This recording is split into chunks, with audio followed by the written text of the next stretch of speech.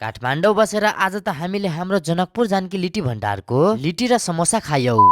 All right guys, welcome to my mini फुल। बाहिरको खाजा नास्ता नखाएको धेरै दिन भइसकेकाले आज बेबीलाई कम बजेटमा धेरै खानेकुरा खुवाउने सोच सहित हामी बाहिर निस्कियौ। बाटोमा मकै पोल्दै गरेको देखेर मलाई त मकै खान मन लाग्यो, किनभने आज बिहान म अलि छिटो नै खाना खाएको थिएँ। मकै नि हेर्दै खाउ खाउ जस्तो लाग्ने भएकाले हामी आन्टीलाई एउटा मकै पोल्न लगायौ। मकैको पैसा रु 50 दिँदै गर्दा आन्टीले 30 रुपियाँ मात्र कटाएको देखेर म त हेरे भए, किनभने योभन्दा अगाडि एक ठाउँमा मसँग रु 50 रुपियाँ लिएको थियो यार। ओके, हामी गाडीमा मकै खाँदै विशाल बजार पुग्यौ। त्यहाँ पुग्न साथ बेबी त म आज भाइरल लिटी पसलको लिटी खान्छु भनेर जिद पो गर्न थाले। सो बेबीलाई लिएर सिधै म पुगे हाम्रो भाइरल लिटी पसल, मतलब कि जनकपुर जानकी लिटी भण्डार, जहाँ त कोइलाद्वारा पोलिएका लिटी यति टेस्टी हुँदो रहेछ पुरै नगर्नु। प्राय जसो हाम्रो मध्य प्रदेशका दाजु दिदीहरू आउने यो पसलमा समोसा चाट पकौडा जस्ता खानेकुरा हेर्दै बेबीले दुईटा लिटी र म आफ्नो लागि समोसा अर्डर गर्दै गुवाम कि गुवाम समोसा लिटी नास्ता गरियौ र लिटी भण्डारको लिटी त खायौ, तर म त पानी खानै बिर्से। त्यही भएर बाटोमा राखिएका निशुल्क पानी धारामा हामीले घटघट पानी खाँदै सुनधाराको ठ्याक्कै अपोजिटमा पाइने भुटन तासमा हामी दुई ठाउँमा चिकन तास अर्डर गरियौ। 100 रुपियाँ पर प्लेटमा पाइने यो चिकन तास खाजा त मलाई बेस्ट चोइस लाग्यो। न्यू रोड आउँदा यो चिकन तास नास्ता एकचोटि अवश्य ट्राई गर्नु होला भन्दै